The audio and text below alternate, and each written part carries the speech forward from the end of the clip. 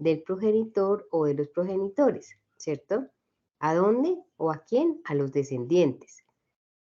Entonces, eso es replicarse, ¿cierto? Hay excepciones solo en algunos virus que contienen la información genética en forma de ARN. Segundito, listo. Entonces, vamos acá. Bueno, ¿ustedes qué entienden por el proceso de replicación? Sin ver en el celular ni nada. ¿Qué se imaginan ustedes? Si se acuerdan de su biología, de su bioquímica, ¿qué se acuerdan de qué es la replicación? Sí, señora. Ay, menos mal. Bueno, entonces nos vamos acá. Entonces vamos a ver un pequeño repasito de lo que vimos la vez pasada para poder entender. Esto lo vimos.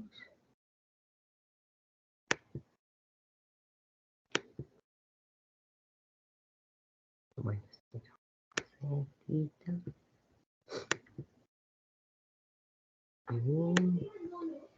También lo vimos.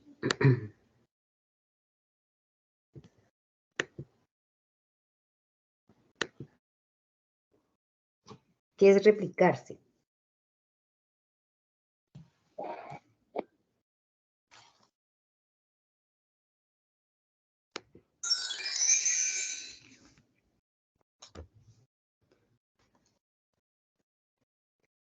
A ver, ¿qué es replicar? Como copiar, sí, como copiar. Muy bien. Muy bien. Entonces, ¿se acuerdan que la ley, cuando empezamos a hablar de las leyes de Mendel, él decía que uno era, lo que él quería era que se perpetuara, se perpetuara la especie? ¿Sí se acuerdan? Entonces, a raíz de eso, pues siempre se decía que para que no se extinga ninguna especie, pero el resto la tienen en ADN. Entonces, la replicación es el proceso mediante el cual se sintetiza a partir de una sola molécula de ADN, dos nuevas moléculas de ADN hijas. ¿Con qué? Con las mismas secuencias de nucleótidos. Acuérdense que los nucleótidos, ¿cuáles son? A ver, ¿quién me menciona? Son 4. ¿Cuáles son? En el ADN, ¿cuáles son?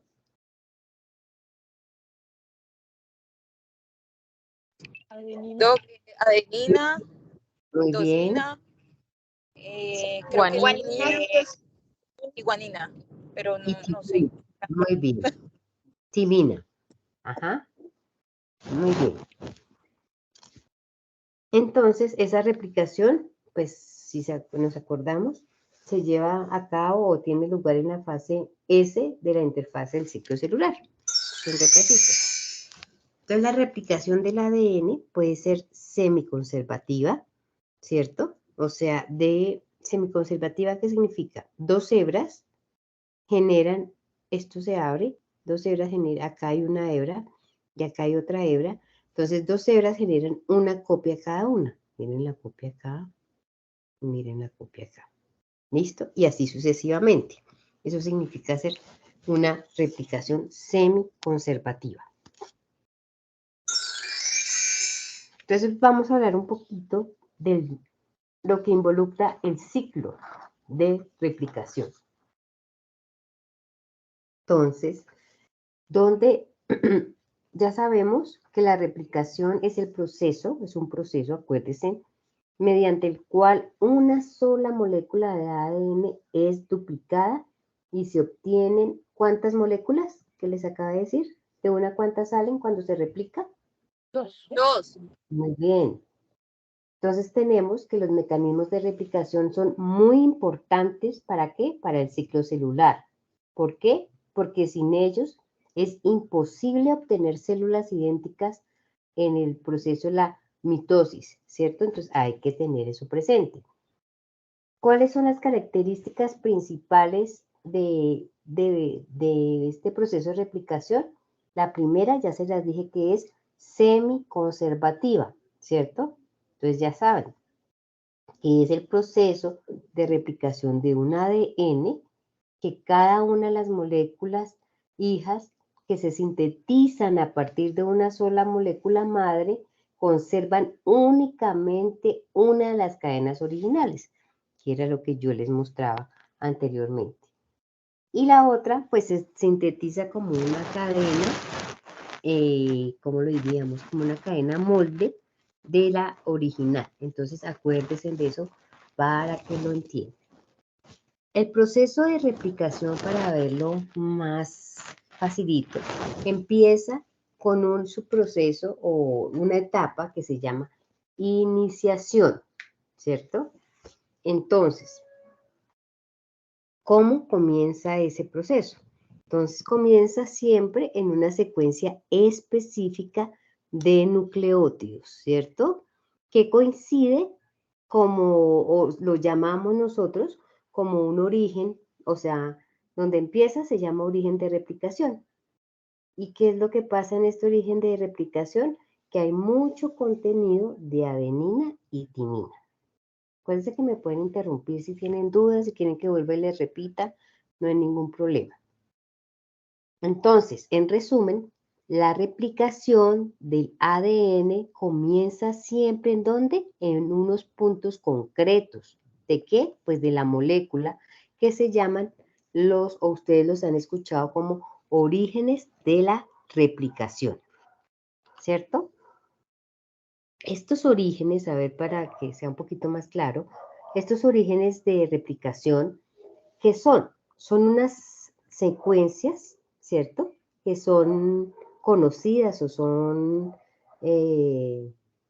¿cómo diríamos? Concretas del ADN en las que se puede comenzar la replicación, por eso se llama origen. Esta composición de secuencias de nucleótidos es lo que hace parte, o sea, es la parte inicial. ¿Con qué? Con la activación de la replicación que se da siempre para cualquier microorganismo, pero acuérdense que esta replicación es diferente para algunas bacterias, algunas células eucarióticas, para las arqueas. Esa es para que se acuerden. Por ejemplo, acordémonos un poquito de las bacterias. ¿Cuántos orígenes de replicación tienen? Acuérdense que únicamente se encuentra un origen de replicación en las bacterias, mientras que en las arqueas suele haber diferentes tipos de replicación. En células eucariotas, como es el caso de nosotros, encontraremos más de un origen de replicación. Entonces, acá ustedes pueden ver en la figura que la cadena de ácido nucleico, ¿cierto? Del ADN, estaba enrolladita, ¿cierto? Bien enrollada porque acuérdense que esto es ADN, que acá tiene su cadena 5' y acá termina en 3', ¿cierto? Una cadena termina en 5 y la otra en 3 y la otra todo lo contrario, porque acuérdense que son antiparalelas. Entonces, eso es importante que lo recuerden, que estas cadenas están unidas o se unen por puentes de hidrógeno, que son estos, pues este diagramita que son como palitos, son los puentes de hidrógeno, y que están unidas por bases nitrogenadas complementarias. ¿Adenina con quién se une? ¿Quién me responde? Timina. Adenina, timina y guanina. Citosina. Citosina.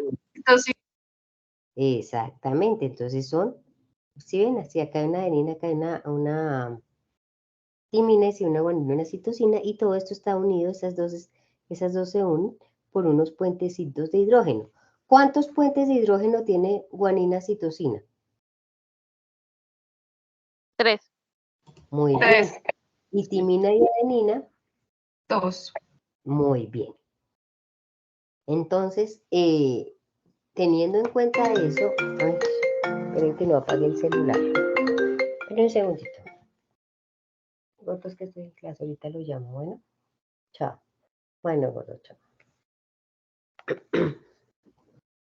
Bueno, entonces tenemos en que ese es el principio del ADN, recordando cuáles son las uniones. Entonces, el primer paso en la replicación se llama iniciación y es separar, ¿cierto? Las dos cadenas, miren, porque se va a replicar. Entonces, ¿qué tenemos que hacer? Esto que está unidito, lo tenemos que separar, ¿cierto? ¿Para qué? Para que se abran las cadenas. Y al abrirse las cadenas va a empezar lo que se llama el proceso de replicación. Las cadenas se abren, como ustedes pueden darse cuenta, en forma de horquilla, ¿cierto? ¿Para qué? Para que esa replicación sea bidireccional. Entonces, cuando se forma la horquilla de replicación en un origen de replicación, no avanza únicamente en una dirección de la cadena, sino que lo hace en ambas direcciones, porque está abierta la cadena. Entonces, lo hace en ambas direcciones. Entonces, ¿qué es lo que pasa? Que en algunas ocasiones esta replicación se produce en una sola dirección. Estos casos que son particulares, para que lo tengan en la cabeza, no es lo común, sino son particulares, ocurren en el ADN mitocondrial. Algunos plásmidos de bacterias o en algunos fagos que lo van, usted sabe que se puede presentar, esto es ocasionalmente en este tipo de casos que son particulares en el ADN mitocondrial. Pero el común y corriente es que se abren las cadenas, ¿cierto? Y como les dije anteriormente, se origina una horquilla de replicación, se hace, o se puede decir, tiene un origen mejor de replicación y que es una replicación bidireccional. También tenemos que tener en cuenta que la replicación es semidiscontinua. ¿Qué significa eso? Que semidiscontinua es que no se produce de manera continua, ¿cierto? Desde el origen de la replicación hasta la finalización. ¿Por qué? Porque una cadena va más rápido, se va formando más rápido que la otra cadena. Por eso se dice que hay una hebra líder y una hebra retardada. Pero al final se va a formar lo que nosotros llamamos pues la doble cadena, que va a ser complementaria a la que se originó inicialmente. ¿Listo? Si tienen preguntas me las pueden hacer. Entonces vamos en este proceso de iniciación. Esto ya lo hablamos de las procarióticas, esta no. Entonces, ¿qué pasa? Pongan atención.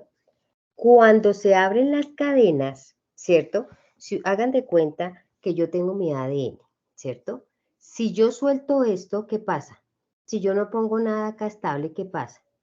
Si acá lo abro y acá lo dejo sueltico, ¿ustedes qué se imaginan que pasa? ¿Qué se les ocurre?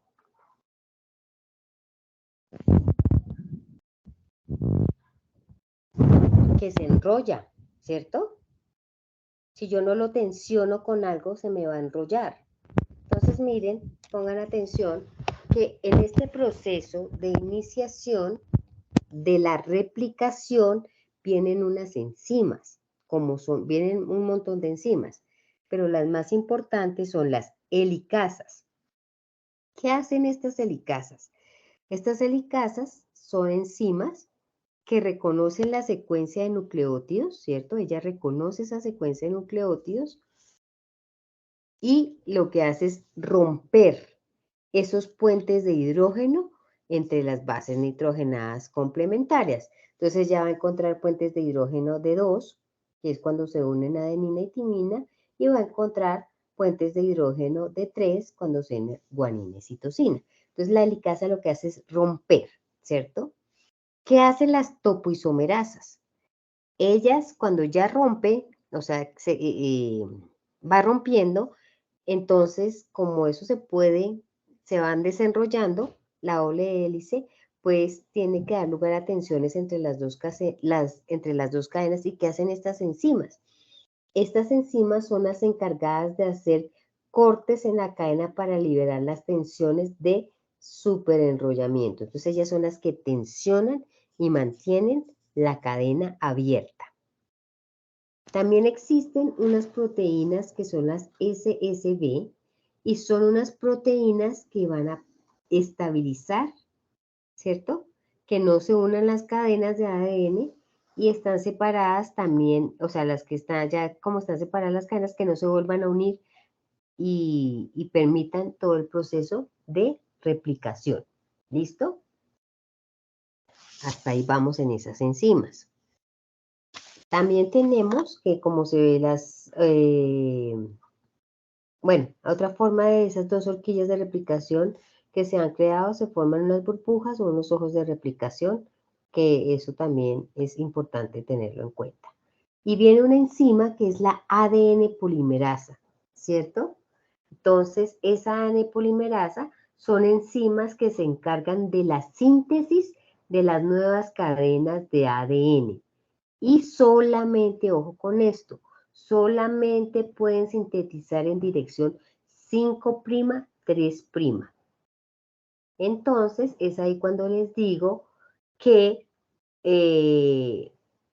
una de las cadenas puede sintetizarse de forma continua y la otra se va sintetizando a través de unos segmentos de Okazaki, de unos fragmentos de Okazaki, que al final es la cadena rezagada, pero que se va a formar cadena, sino viene mucho más lenta.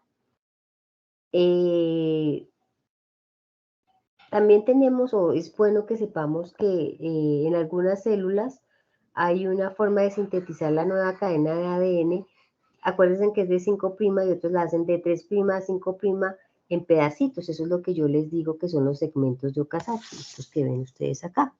Mientras que una va rápida, la otra va lenta, pero va formando estos segmentos de Okazaki y gracias a estos segmentos de Okazaki o a este mecanismo, la ADN polimerasa van sintetizando pequeños fragmentos, lo que yo les había dicho, van sintetizando pequeños fragmentos de ADN que luego vienen unas enzimas que se llaman las ADN ligasas y se encargan de unir para formar la cadena que se conoce, como yo ya les había dicho, una cadena lenta o rezagada. Pero hay replicación, ¿cierto? Una va más rápido, la otra va más despacio. ¿Listo? Entonces acuérdense que la ADN polimerasa, que es importante cuando vayamos a ver PCR, ustedes ya han entendido que la ADN polimerasa necesita tener un cebador al que pueda añadir los nucleótidos para ir formando las cadenitas. Entonces lo que ella hace es que abre las cadenas, ya se abrieron las cadenas por todas las enzimas que les dije, perdón, y viene la ADN polimerasa y lo que hace es empezar a sintetizar. ¿Y qué significa sintetizar o amplificar? Es formar de nuevo la cadena. Entonces en vez de una, acá como se abrieron en dos, acá se va formando ya una y acá otra. Y después viene el proceso de replicación y entonces ya acá se va a formar el doble, ¿cierto?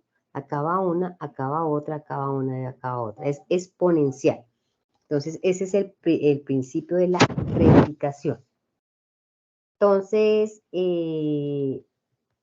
como les había dicho, este proceso se divide en tres. Ya vimos el de iniciación, en donde existen las enzimas. Vamos a hacer un repaso como la helicasa, que es la que rompe, no se los olvide, la helicasa es la que rompe las uniones de las bases nitrogenadas, ¿cierto? Después vienen las topoisomerasas, ¿se acuerdan? Y después vienen las proteínas de unión a cadena simple o las SSB, que son las que van a tensionar y evitar el superenrollamiento. ¿Listo? Ese es el proceso de iniciación. ¿Preguntas hasta ahí? No, señora. No, señora. Ahora vamos con este proceso, ¿cierto? Miren, ahí ya se está sintetizando, ese dibujito nos muestra eso. ¿Qué pasa en este proceso de elongación? Que ya tenemos el proceso de iniciación, la etapa, mejor, de iniciación del proceso de replicación, y es aquí cuando las ADN polimerasas utilizan las cadenas simples, ¿cierto?, del ADN para sintetizar siempre en qué dirección, 5 a 3, como lo dice la diapositiva. La ADN polimerasa siempre sintetiza de 5 a 3. Entonces viene una enzima que les ayuda, que es un ADN primasa, y qué es lo que hace esta ADN primasa, es que le proporciona una secuencia corta de ARN, ¿cierto? Y sobre la cual se puede sintetizar la nueva cadena. A esta secuencia corta de estos nucleótidos es lo que se le denomina un primer, ¿cierto?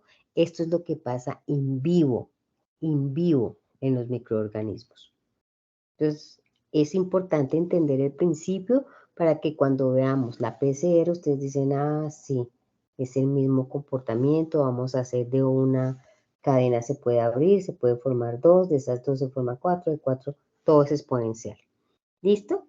Entonces, una vez que se ha colocado ese primer o ese cebador o esa cadena corta de nucleótidos, como la quieran llamar, la cadena que va más rápido, o sea, la cadena adelantada de la DNA polimerasa procede a la forma normal hasta conseguir sintetizar, miren acá, sintetiza toda la cadena, ¿cierto? Y la rezagada les estaba diciendo que es por medio de unos fragmentos de Okazaki, se van formando, pero se va uniendo, porque acá hay enzimas que unen y se va formando la otra cadena.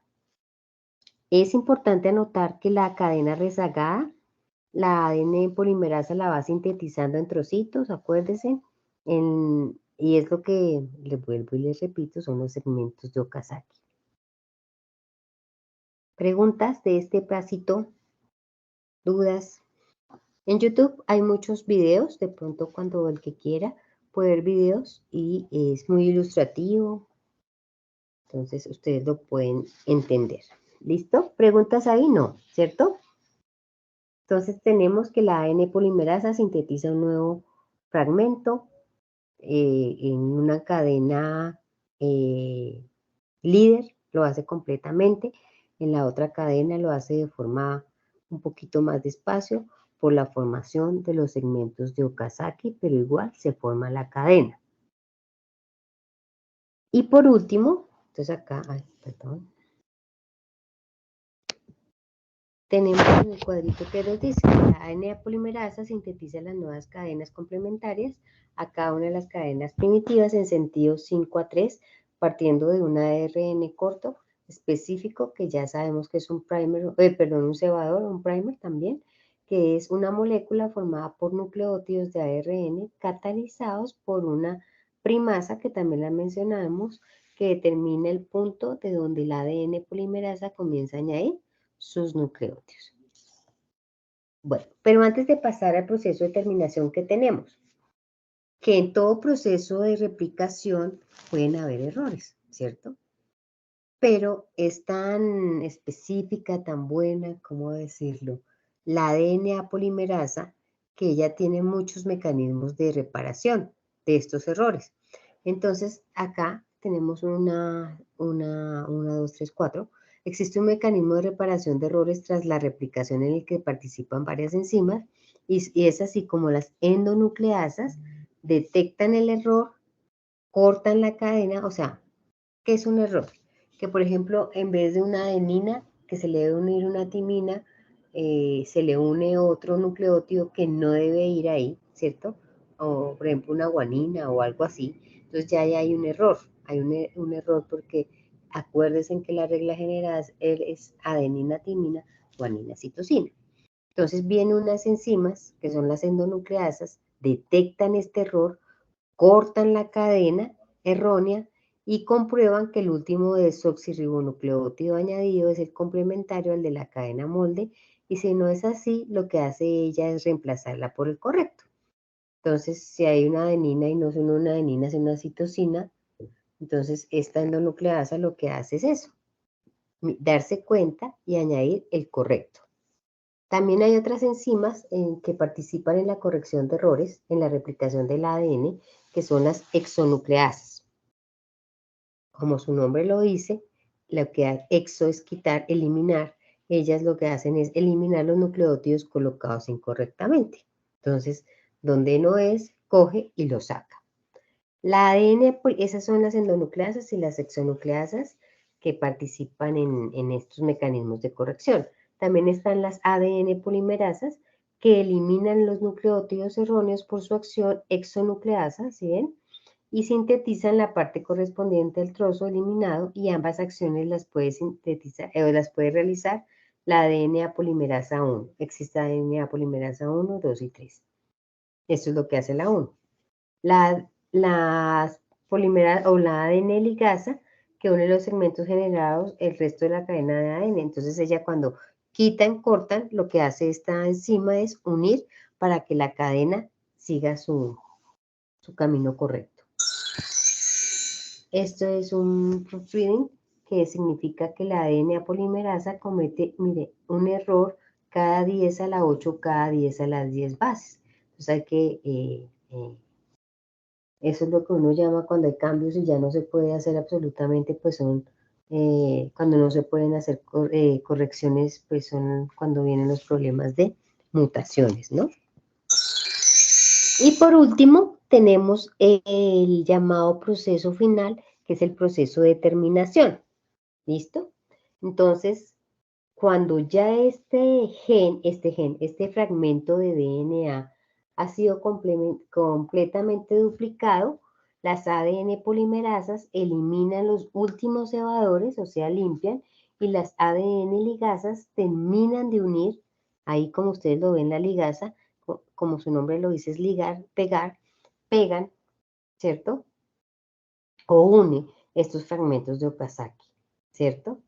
Y ya está lista, y ahora se tienen dos dobles hélices de ADN perfectamente listas para una nueva división celular, en el caso que sea división celular, y así otra vez empieza el proceso. Iniciación, elongación y terminación. Entonces, se abren estas dos cadenas y vuelven a formar, y así lo hacen exponencialmente. Este es el gran proceso de replicación. ¿Preguntas de este proceso?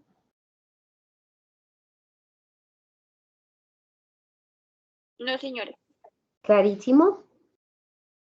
Este es lo que pasa en vivo, en vivo. Entonces, ahorita vamos, cuando ya veamos, entremos a PCR, ya van a entender el por qué. ¿Listo? En el año de 1957, este señor propuso el dogma central. ¿Y qué es el dogma central de la biología? Es transferencia de información biológica. Entonces, de ADN a ARN, de ARN a proteínas. El ARN, ADN, ADN, ARN y luego proteínas. ¿Listo? Ese es el dogma que uno conoce. Esto es del ARN, que ya es de cadena sencilla, eso lo vimos la vez pasada. Esto también. Existen muchos ARN. Las diferencias, acuérdense que el ARN tiene como carbohidrato la ribosa, el ADN tiene la desoxi, que son azúcares ambos, el AR tiene un uracilo, el ADN tiene una timina, una es de cadena doble, la otra es de cadena sencilla, ¿cierto? Ahora vamos con el proceso de transcripción. ¿Qué se les ocurre que es transcribir? ¿Quién me dice? ¿Qué es la transcripción? ¿Qué se les ocurre? Pasar de un lenguaje a otro. Sí. ¿Quién más?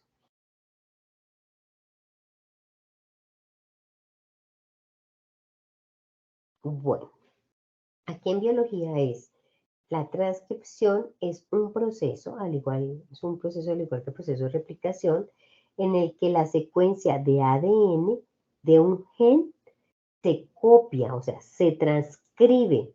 Es diferente replicarse a transcribirse. Entonces, en la que la secuencia de ADN de un gen se copia, o sea, se transcribe para hacer una molécula de ARN, como ustedes lo pueden ver ahí en el diagrama. Acá participa la RNA polimerasa, que es la principal enzima en este proceso de transcripción, aunque hacen parte otras enzimas también muy importantes, y vamos a verlo rápidamente, que es el proceso de transcripción. Entonces, vamos a decir que la transcripción, no se les va a olvidar, es el paso principal en el uso de la información de los genes en nuestro ADN para fabricar, ¿qué? Proteínas, como lo pueden ver ustedes ahí. Acuérdense que las proteínas son las moléculas claves que le dan la estructura a las células y las mantiene activas.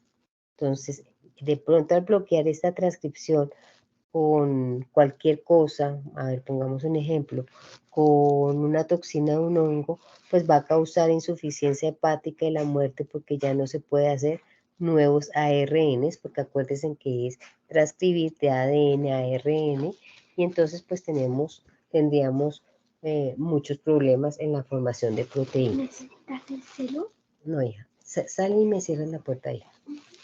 La transcripción, como el proceso de replicación, es un proceso esencial para los seres vivos y pues participa mucho en que nosotros estemos sanos en la vida, ¿no? Entonces tenemos que este proceso es la expresión, no se les olvide, de ADN a ARN, y así se puede formar de la ARN las proteínas.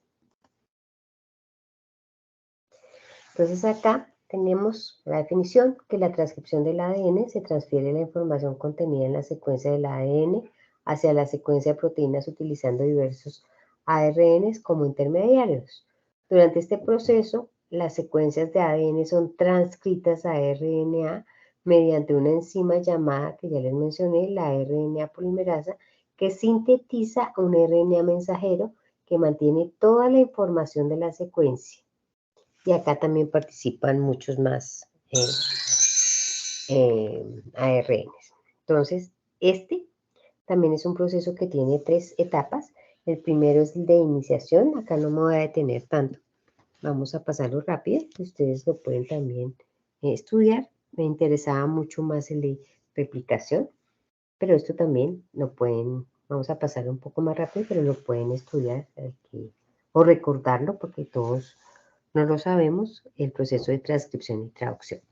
Entonces, él tiene un proceso de iniciación, que es que la RNA polimerasa, junto a algunos procesos, junto a unos factores de transcripción, se une a un sitio donde se va a iniciar, donde se empieza a hacer la transcripción. ¿Listo? Después viene el proceso de elongación, y es que él llega y coge la hebra sentido, contiene toda la información genética, y la hebra antisentido provee el molde para la síntesis de todos los RNA mensajeros. En este proceso de elongación, una cadena de ARN se une por apareamiento de bases a la cadena de ADN, y la ARN polimerasa es la encargada de hacer todos los enlaces fosfodiéster. Y tiene un proceso de terminación donde se desestabiliza el complejo ARN y ADN, y ahí viene lo que se llaman el robo independiente, que son las secuencias palindrómicas del ácido desoxirribonucleico, que en estadio de ARN se adopta a una estructura en horquilla, y eso es el ROE independiente, mientras que el ROE dependiente está mediada por lo que se llama, por la proteína. Ahora vamos a pasar al tercero, que es la transducción. Entonces, vamos a mirar qué es la transducción, o a recordar, es el nombre de la proteína, proviene de la palabra griego que significa lo primero, que quiere decir que las proteínas son macromoléculas. Esto ya lo teníamos, y ya sabemos que las proteínas es una macromolécula o una biomolécula, ¿cierto? Que está formada por aminoácidos. Acá también esta etapa de traducción tiene 3 etapas. La primera es la de iniciación. En procarióticas es el resultado de cuando se unen las unidades pequeñas y grandes de los ribosomas y se unen y viene un proceso de acoplamiento del primer aminoácido del RNA de transferencia. ¿Con qué? Con un codón. Dice que hay codones y anticodones, ¿no? Entonces, con el codón de iniciación hacen un emparejamiento de las bases y es lo que uno conoce anticodón, codón o codón, anticodón. En el proceso de la segunda etapa, que es la de elongación, la elongación de cada cadena polipeptídica que se va formando consiste en la adición de aminoácidos al extremo carboxilo de la cadena. Eso es lo que se hace. Y acá vienen los RNA de transferencia. Y continúa esta elongación cuando uno ya tiene la orden de hacer una parada en el codón y ya ahí uno se da cuenta que este proceso continúa hasta que le dicen ya, no más, pare, porque se va a formar cada uno de los aminoácidos y acuérdense que los aminoácidos son los que forman las proteínas. Acuérdense que cada aminoácido está formado por tripletas, ¿no? Acá hay una tripleta que es guanina, guanina, citosina. Acá hay otra tripleta que es adenina, uracilo, adenina. Y finalmente viene el proceso de terminación que ocurre cuando se llega a uno de los 3 codones de cada terminación del ARN mensajero que no son reconocidos por ningún ARNA de transferencia. Entonces ahí se dan cuenta que se va sintetizando las proteínas a partir de los aminoácidos, como la leucina, alenina, ¿sí? Se van formando metionina, se van formando todos los aminoácidos y se van formando las cadenas para formar una proteína. Importantísimo, y lo han escuchado mucho, es hablar del código genético. ¿Qué es el código genético? Es un conjunto de reglas que permite la traducción de una secuencia de nucleótidos del RNA mensajero ¿a qué? A una secuencia de aminoácidos que van a constituir las proteínas en todos los seres vivos, ¿cierto?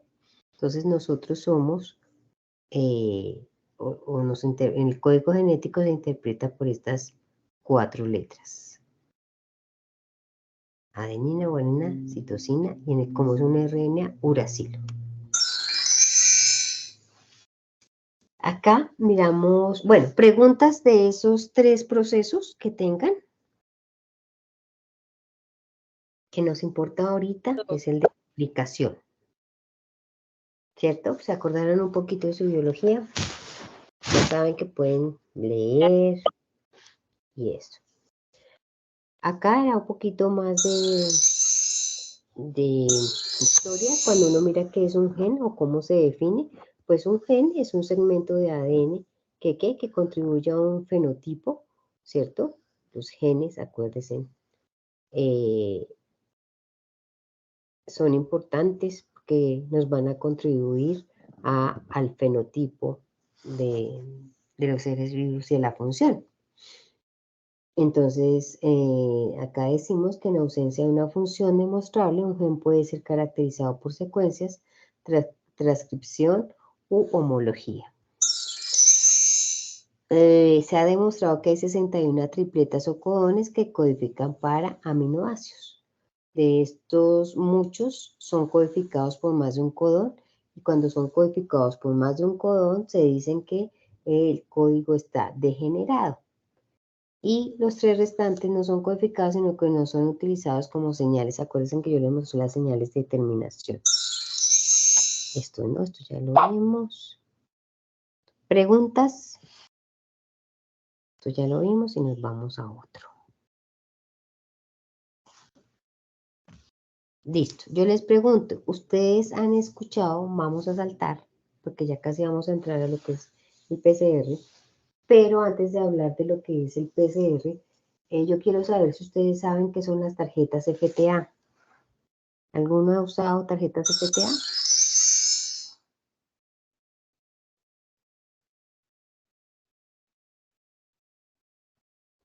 No, ¿Están? señora. Perdón. No, la verdad. No he No, escuchado. no, señora. Y la persona que había trabajado en molecular, ¿sabe qué son las tarjetas FTA o las ha utilizado?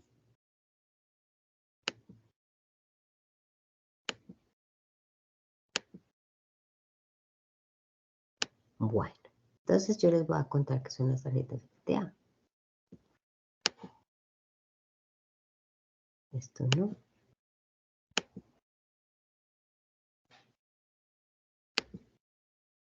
Las tarjetas FTA, como su nombre lo dice, es en inglés es un Fast Technology for Analysis.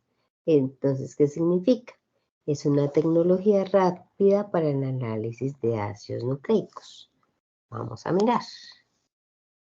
Estas tarjetas FTA, ¿sí? Son tarjetas que sirven como medio de transporte. Entonces, lo que hace cualquier persona es colocar en cada uno de esos circulitos su muestra y así las pueden enviar al laboratorio. Entonces, vamos a mirar un poquito más a fondo.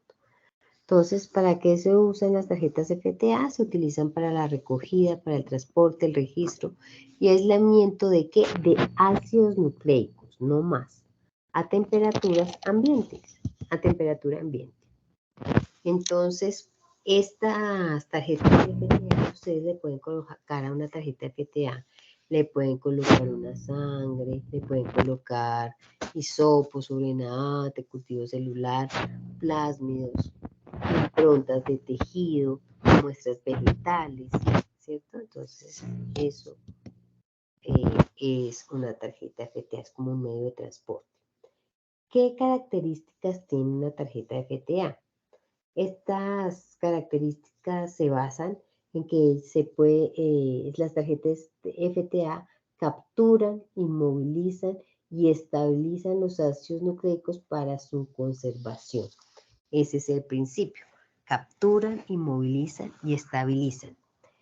Los ácidos nucleicos permanecen estables a temperaturas ambientes, a temperatura ambiente durante años, ¿cierto? Una tarjeta puede durar mucho tiempo si ustedes hicieron una buena impronta de un tejido, si colocaron bien la muestra, ¿sí? Y la muestra fue ideal, pues ustedes van a tener ahí muestra por mucho tiempo, ¿cierto? Estas tarjetas FTA están compuestas con un papel de filtro, ¿cierto?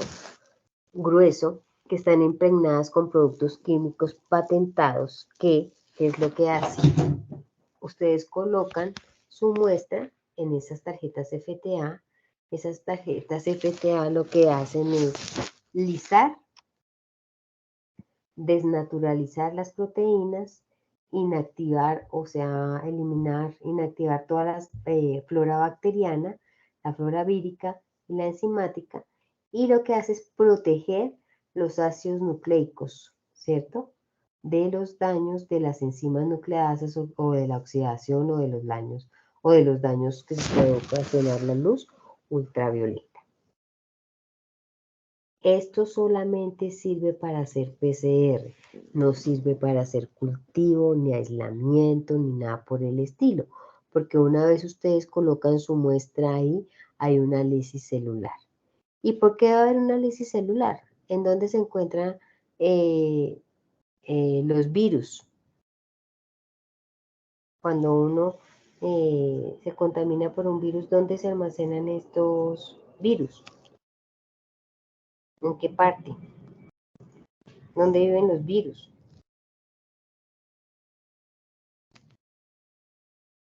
¿En dónde? Intracelular.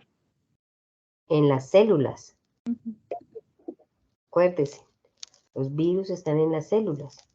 Entonces, cuando uno usa una tarjeta, uno toma una muestra, toma una tarjeta FTA, pues lo primero que va a haber es una lisis celular, ¿cierto? Y luego se va a desnaturalizar las proteínas. O sea, esto, como quien dice, mata el virus, para que lo entiendan, pues este tipo de tarjetas que me van a servir de transporte de muestras, ya sea de tejido, de hisopos, de sangre, pues ya esta muestra no me sirve para hacer aislamiento, porque ya hubo un análisis celular. ¿Listo? Existen tarjetas de diferente tipo, de 4 áreas. Entonces, miren, esta es una tarjeta FTA. Estos son los circulitos. Y acá es donde uno coloca la muestra, ya sea líquida o improntas. Acá sangre, acá en la parte vegetal. Entonces existen tarjetas de 4 círculos para 4 muestras, para 2 y para 1 también existe. Estas tarjetas, algunas, no necesariamente todas, tienen un indicador y que ese indicador a que me ayuda, que cada vez que yo coloco mi muestra, el círculo va a cambiar de color. Entonces yo estoy segura que coloqué la muestra. Entonces, unas tienen, otras no. Listo. ¿Cómo se preparan esas tarjetas FTA?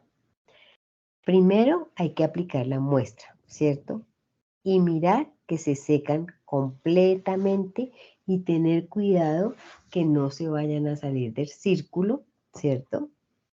Porque si ustedes tienen una tarjeta, bueno, no importaría la presentación de una, pero si ustedes tienen tarjetas de presentación de 4 y se mezclan, pues vamos a tener problemas, ¿no? De la muestra 1 con la muestra 2 y así sucesivamente.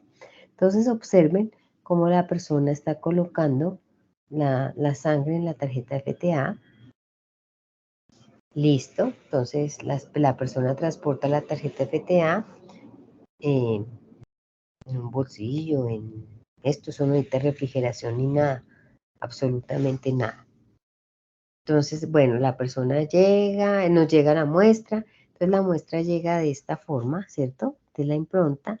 ¿Y qué es lo que hacemos inicialmente? Con un puncher, ¿sí? Con un sacabocados que vienen con el kit de las tarjetas FTA, uno coloca ese sacabocados y saca circulitos de donde está la muestra impregnada en esas tarjetas FTA. Entonces uno saca los circulitos, los coloca en un tubo Eppendorf y los va reuniendo la cantidad que diga el protocolo. Entonces se encuentra acá la figura del tubo que uno ve, una partecita con muchos circulitos en ese tubo. ¿Listo? Después de que ya mi muestra, yo ya saqué la muestra que voy a analizar, entonces va el proceso de purificar y lavar. Entonces los kits vienen con diferentes buffers de lavado, uno para que lava, para sacar el ácido nucleico de la célula, entonces para desnudarlo completamente y poder trabajar con las técnicas moleculares, que lo que a nosotros nos interesa en biología molecular, en técnicas de PCR, es el ácido nucleico. Mientras que para aislamientos, pues se necesita el virus o la bacteria viva para mirar si se aisló o no. Bueno, entonces se purifica, se lava, luego está listo, se lava con los buffers que trae el kit y posteriormente se permite que se seque y luego pues se le añade ya todo lo que tiene que ver con la mezcla maestra para empezar a hacer el PCR. ¿Cuáles son las aplicaciones de las tarjetas FTA? Son muchas, entre esas las forenses, en transfusiones médicas, en agricultura, en genómica, en la parte veterinaria, en la parte humana, todas son muy útiles. ¿Preguntas de esas tarjetas FTA? ¿Todo claro? Yo tengo unas preguntas. Claro. Bueno, primero quería disculparme por conectarme tarde, es que tuve un accidente de tránsito. Ay, ¿qué te pasó? Nada grave, pero tenía que esperar a las autoridades y todo, entonces, y fue saliendo del trabajo, entonces, pero bueno, aquí estoy. Doctora, sí tenía la pregunta, digamos, ¿eso los laboratorios suelen, digamos, si alguien quiere utilizar ese medio de transporte, en ese caso el laboratorio generalmente es el que lo facilita y va No, incluido en el costo, o eso lo consigue cada, digamos, cada cliente que quiera enviar al laboratorio consigue sí, eso. sí, esas tarjetas las puedes comprar libremente, no tienen, las pagas y ya, y ese es un medio de transporte en el que tú mandas las muestras. Tienes que preguntar al laboratorio si de pronto tienen experiencia en manejar tarjetas FTA, ¿no? Porque muchas veces van a decir, ¿y esto qué es? ¿Y esto para qué me sirve? ¿Sí? Pero Ujú. acuérdate, solamente te sirve para hacer PCR. Ustedes en un momentico cierro la puerta. Solamente te sirve para hacer PCR, no para hacer aislamiento, ¿no? Ni nada más, solamente hacer diagnóstico por PCR. Y Pero es doctor, una... usted sabe, perdón, Dime. ¿y usted sabe aproximadamente cuál es el costo? No, pero es que a nosotros nos llegan así, ¿sí? Ujú, ujú. Nosotros no bueno, las hemos comprado, pero la verdad no las compro yo, él no las compra el laboratorio, sino las compra el ICA, ¿sí me entiendes? Sí, Uno hace un pedido al año y dice, necesito tal, tal, tal y tal cosa y esto. Pero déjame, yo de pronto tengo una amiga que trabaja en un laboratorio privado y le pregunto que qué costo tiene una tarjeta FTA. ¿Te parece? sí, perfecto, gracias, doctor. No, con mucho gusto. ¿Más preguntas? ¿Todo Yo, clarísimo? una Dime, pregunta, dale, perdón, que si se escucha mucho ruido, es que todavía estoy trabajando, pero no te em, preocupes. ese tipo de tarjetas, Doc, se deben mantener a cierto grado de humedad, por Nada, ejemplo. O sea, nada. no se daña si se maneja a una humedad de 54. No, no sea, pues tampoco que o sea, no están, es como hechas en un papel especial, en un papel tipo filtro de esos Watman, no, no se dañan a no ser que las metas en el agua, ¿sí me entiendes? Y eso yo creería, porque una vez tú colocas Ok, tu listo. Y la tarjetita, otra pregunta que está te iba a fijada. hacer es, esas tarjetas, una vez abiertas, pasa igual que las inmunocromatografías, una vez abiertas se deben utilizar, pero ¿y si no se utilizan, genera caducidad del producto? Sí, ellas tienen, claro, la empresa tiene que tener algo porque si no, nunca venderían las tarjetas. Ellas tienen caducidad, fecha de expiración, sí tienen. O sea, si tú no las utilizas, o sea, si tú no le colocas las muestras, por ejemplo, a ver, ¿qué te digo? Compras unas tarjetas y dicen, expiran en el año 2023, las compraste, expiran en el 2024, de noviembre a noviembre, un año. Pues si no las utilizas en ese año, pues ya va perdiendo todos sus componentes de lo que es la lisis celular, va perdiendo esas acciones que tienen las tarjetas. Pero es diferente si tú ya tienes la muestra en la tarjeta. Así te dura todo lo que tú quieras, porque ya hubo el proceso de lisis. ¿Sí me hice entender? Sí, sí, perfecto. ¿Listo? Sí, pero sí tiene fecha de expiración. Pero una vez puesta la muestra, ahí sí aguanta lo que quieras. Ujú. Es que, por ejemplo, cuando se utilizan las inmunocromatografías, por ejemplo, dicen, no sé, suben una remisión y dicen como que quizás sea para unas virales, pero después dicen, ah, no, es un 4X. Entonces se abren y pues de lo que tengo entendido es que una vez abierta la prueba, esa prueba ya no funciona, por lo que ya pues estuvo en contacto con el medio ambiente. Por Sí, eso hacía la pregunta de lo mismo de las tarjetas. Si una vez abierta, ay Dios, si una vez abierta y que no se le haya colocado nada por el contacto con el medio ambiente, también se dañaría. sí, tiene fecha de caducidad. O sea, tú las puedes abrir, manipular, pero cuando una vez coloques pues tiene lo que yo te he explicado. O sea, tú las puedes abrir y dices, ay, no, y no voy a pegar, no voy a colocar la muestra, la voy a colocar en 15 días. Si la fecha de expiración no ha vencido, no importa. Pero si ya venció, sí importa, porque tienen un tiempo. Listo. Un año, no sé. A veces hay unas de un año, generalmente es de un año la fecha. Pero acuérdense, solamente sirve para hacer extracción de ácidos nucleicos. Un ejemplo, ustedes saben que sacar un virus o una muestra internacionalmente no es fácil, ¿cierto? Porque pues a nadie le va a gustar que le mandemos un virus de influenza a Estados Unidos ni nada por el estilo, ¿cierto? Porque eso, el virus va vivo, ¿cierto? Un aislamiento o algo así.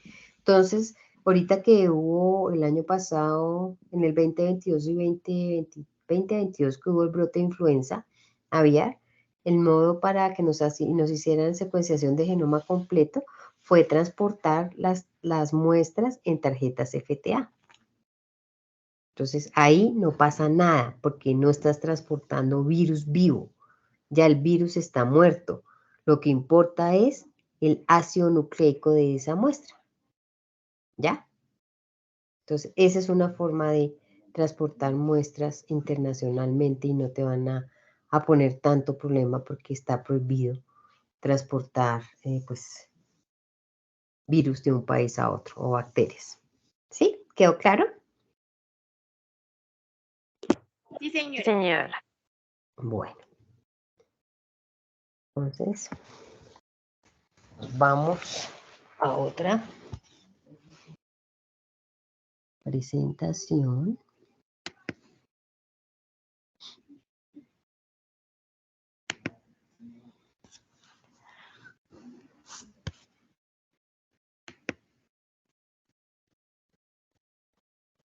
Esta.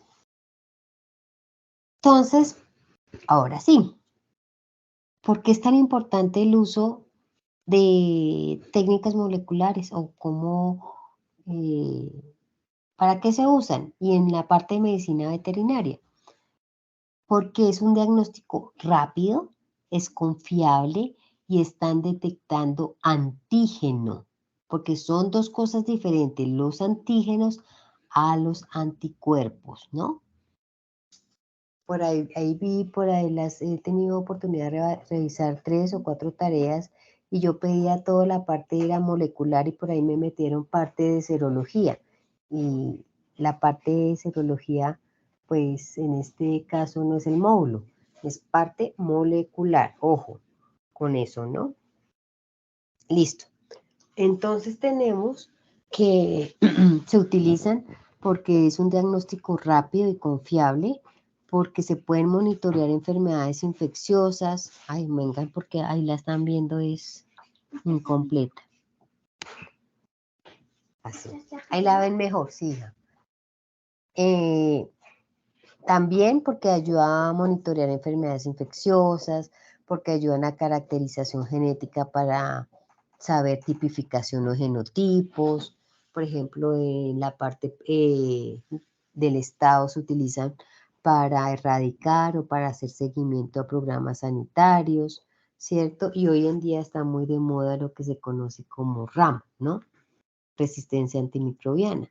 Entonces también para detectar, se usan para detectar cepas resistentes a antibióticos. Las ventajas: detección e identificación correcta de los agentes patógenos, mayor sensibilidad y especificidad, se requiere solamente el ácido nucleico, no necesitamos el virus ni la bacteria viva, ¿no? Solamente se requiere su ácido nucleico y se realiza, es mucho más corta hacer una PCR que hacer un aislamiento. Les doy un ejemplo. Un aislamiento del virus de influenza puede durar 3 semanas, ¿cierto? Mientras que una PCR dura 8 horas. Entonces, ¿sí ven que esto es una gran ventaja? Porque ya se pueden tomar acciones, ¿cierto? Con un diagnóstico.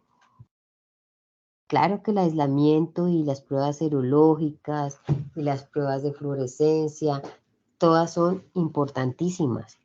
Pero hoy en día ustedes se han dado cuenta que todo va es hacia la parte más rápida, más sensible, más específica, que son las técnicas moleculares.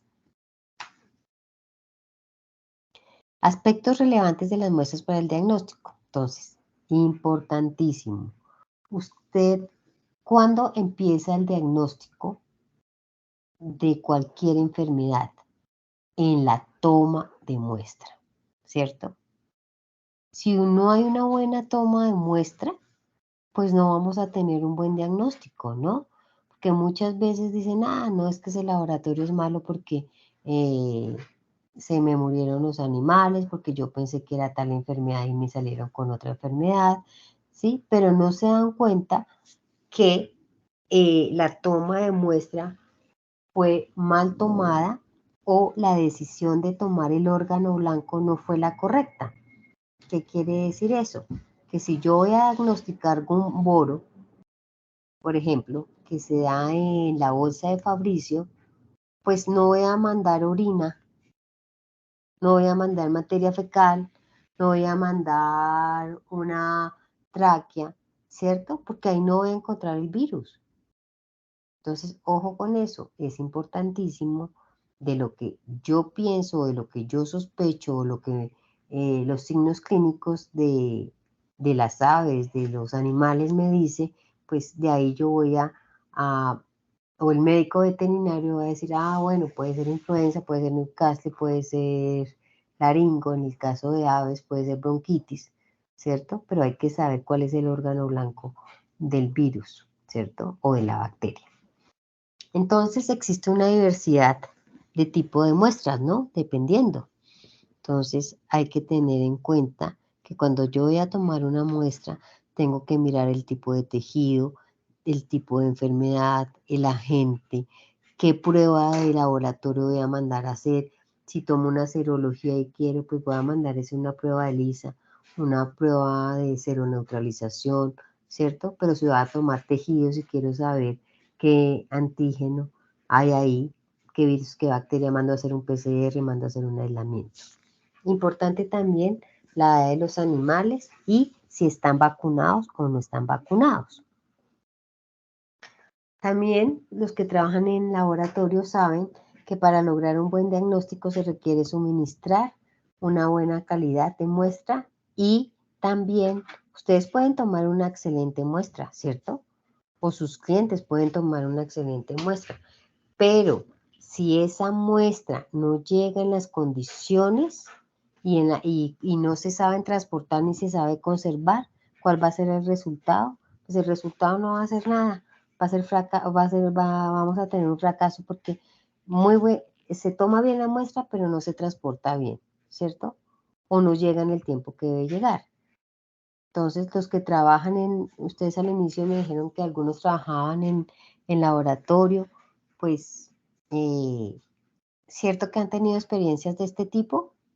Les pregunto. Sí, doctora, y a veces es muy triste que vienen de zonas muy alejadas. Sí. Tienen que invertir en el transporte, que ni siquiera es como que uno se los puede facilitar.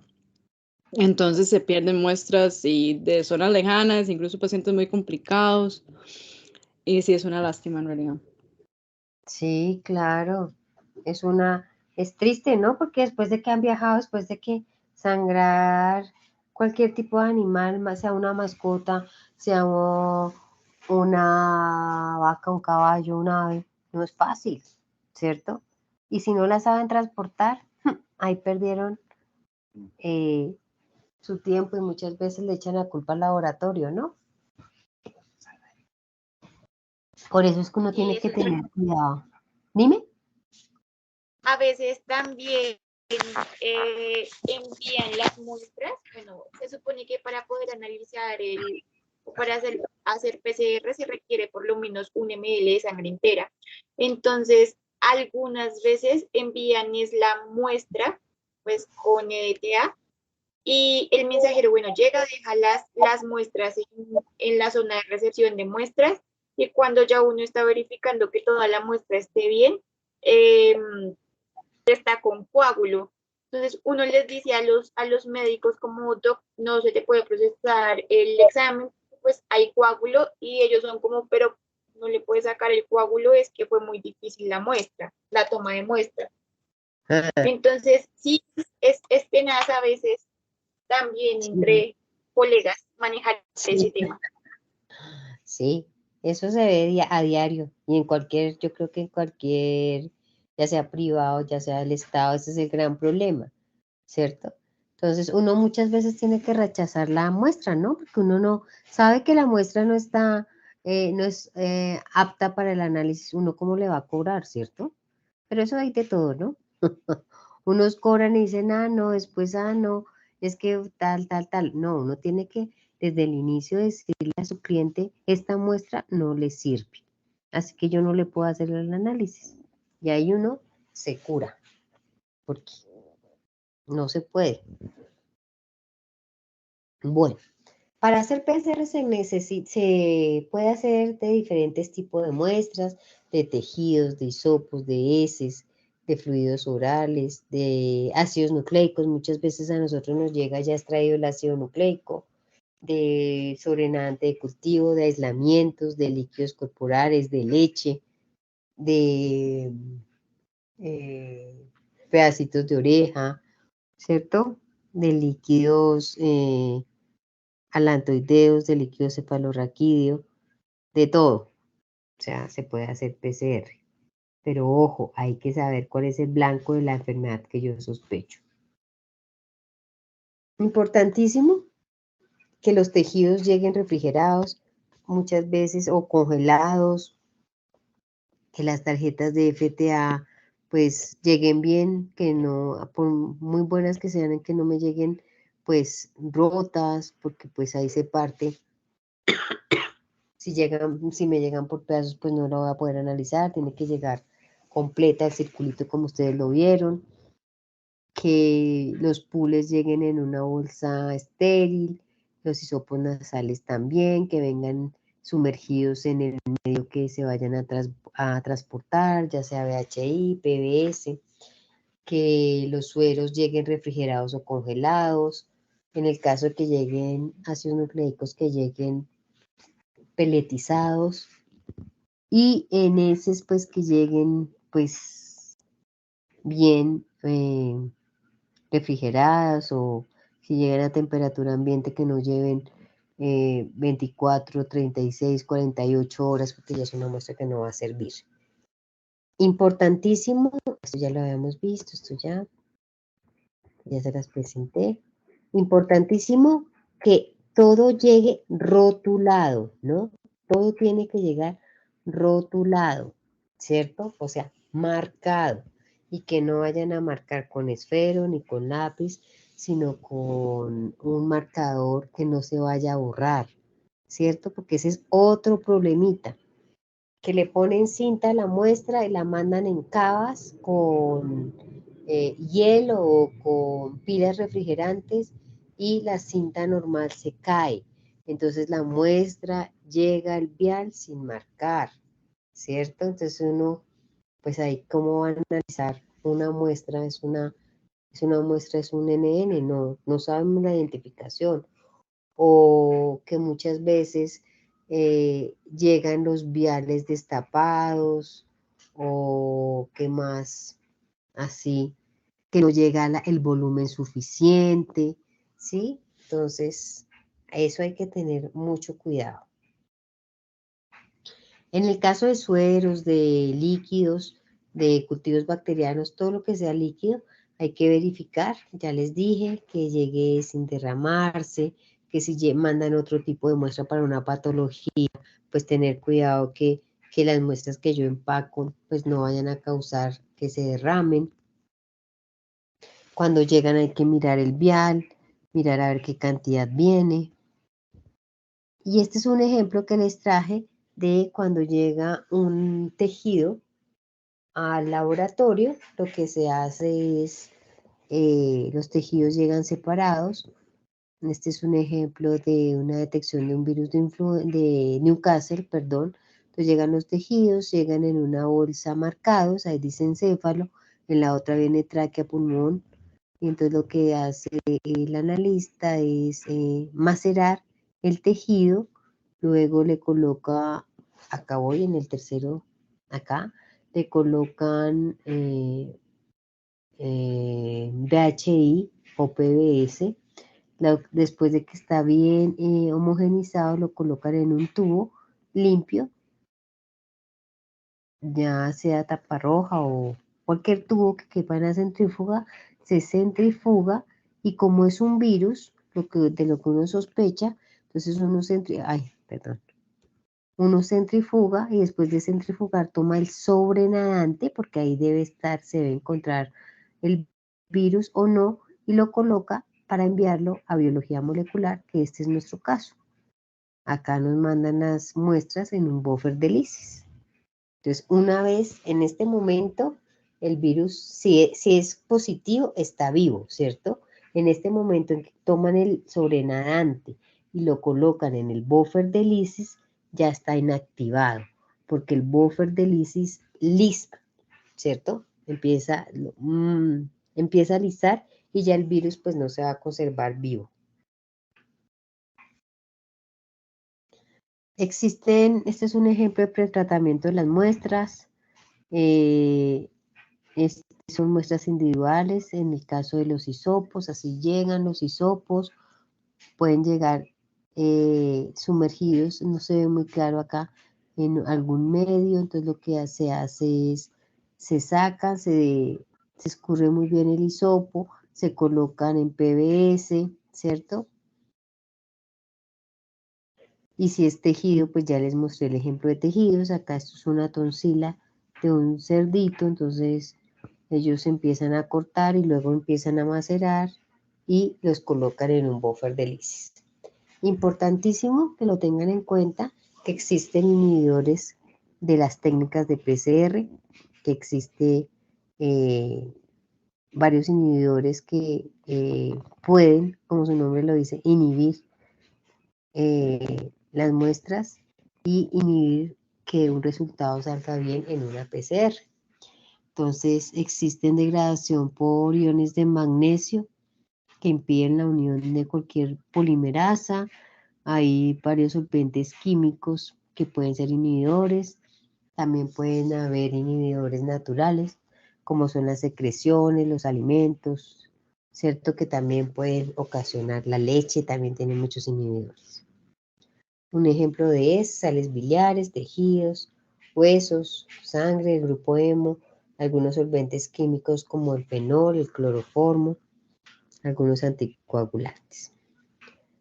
Acá no está lo de la PCR.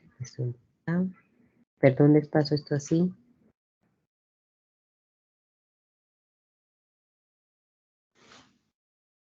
Eso.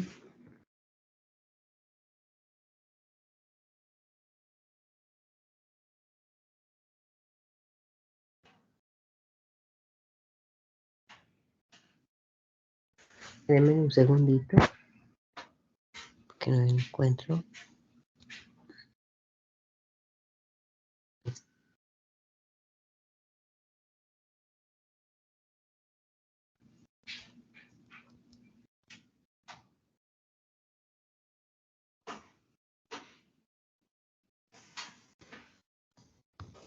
Doctora, una pregunta.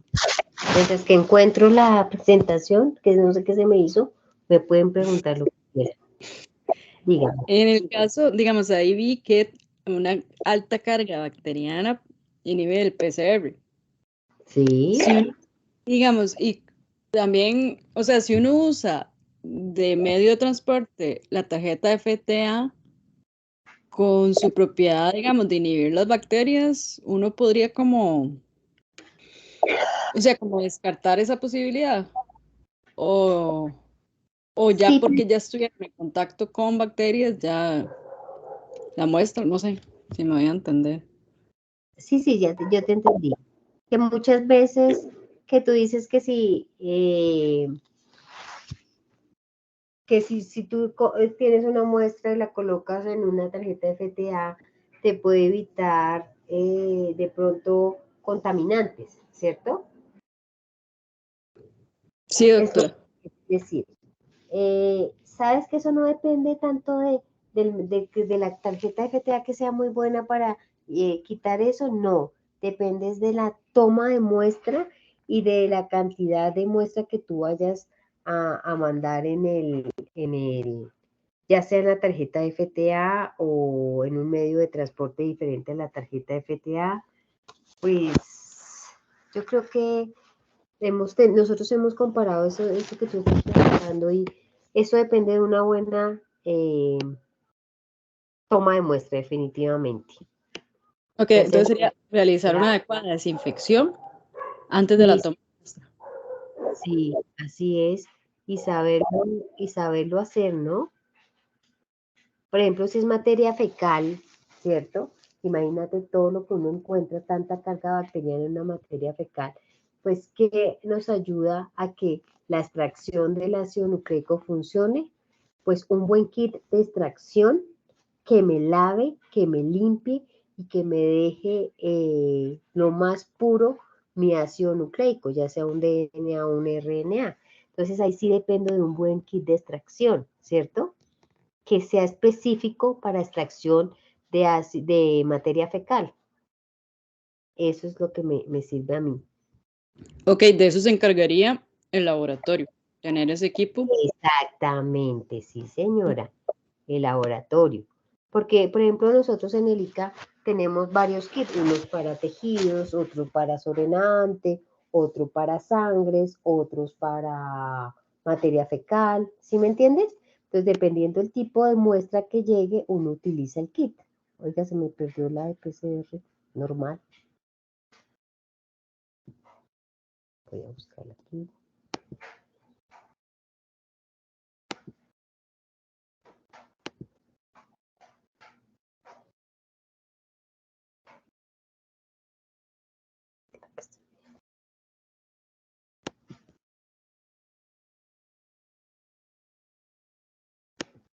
¿Será que le estoy dando?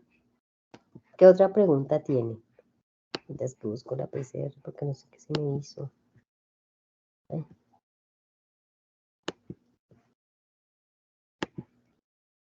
Esto no.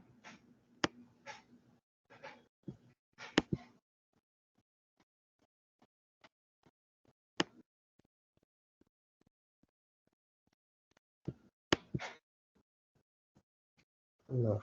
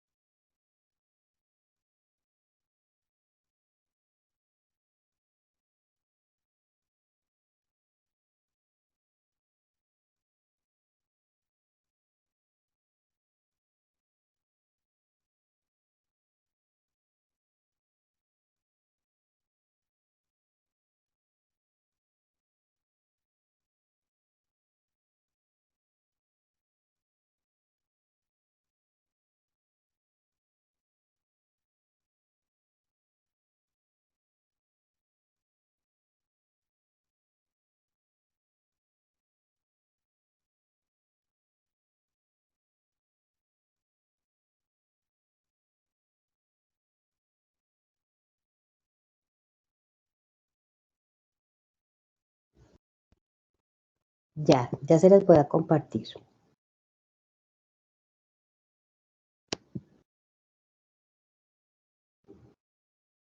¿Están viendo la pantalla? No, señora. Ya, esperen un segundito.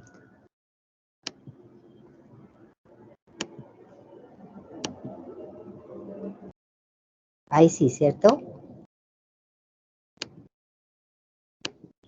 Sí, señora.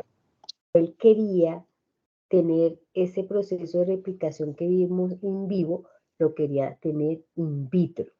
Y así lo logró, ¿cierto? Entonces, él logró tener este proceso de replicación que es in vivo, lo logró tener en un proceso que es in vitro. Entonces, ¿él qué hizo? Él empezó a mirar cómo se abrían las cadenas de cualquier ácido nucleico. No, casi que no encuentro esta. Pues ya la encontré. Acá les voy a mostrar. Entonces, ¿qué es la reacción en cadena de la polimerasa?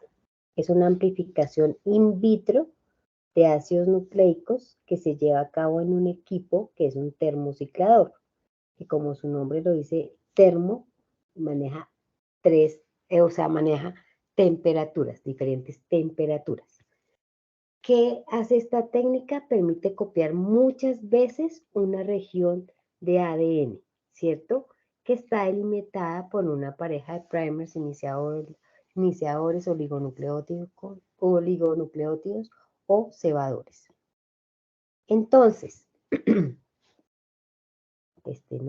acá. ¿Se acuerdan que yo les dije que era importante mirar el proceso de replicación?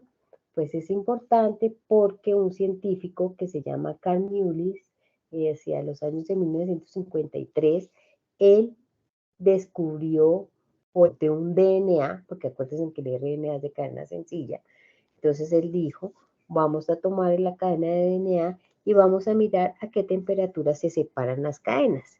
Y se dio cuenta que las cadenas se separaban entre temperaturas de 94, 95, 97 grados centígrados. Entonces se empieza el primer proceso, que ustedes se dieron cuenta que es el de abrir las cadenas de ADN. Y este proceso se llama desnaturalización, que consiste en separar la doble hélice de nuestra cadena de ADN y convertirla en dos cadenas sencillas, abrirla completamente. Después dijo, ¿qué vamos a hacer para que nosotros queramos determinar cualquier microorganismo por medio de su ácido nucleico? Entonces, como ya hay muchos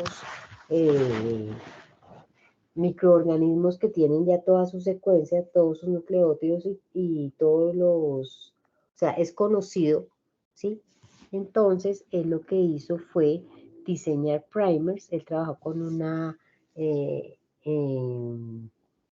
enzima no, él trabajó con humanos y se dio cuenta que se podían diseñar primers contra X o Y enfermedad. Entonces eso fue lo que él hizo, diseñar primers para esa enfermedad y lo logró. Se dio cuenta que se abrían las cadenas y que si él le colocaba unos primers conocidos, si la muestra era positiva, pues se iban a unir a la cadena. Entonces, ese es la segunda etapa de la PCR, que es el annealing o el apareamiento o el anillamiento. Entonces, ¿qué pasa? Yo abro mi cadena de cualquier muestra que prepare, ¿cierto? Yo voy, tomo la muestra, hago la extracción, que ahorita vamos a ver ese proceso. Ya tengo listo mi ácido nucleico. Primero lo llevo a un termociclador. La primera etapa es abrir las cadenas y la segunda etapa es que se anillen o se peguen los primers o no.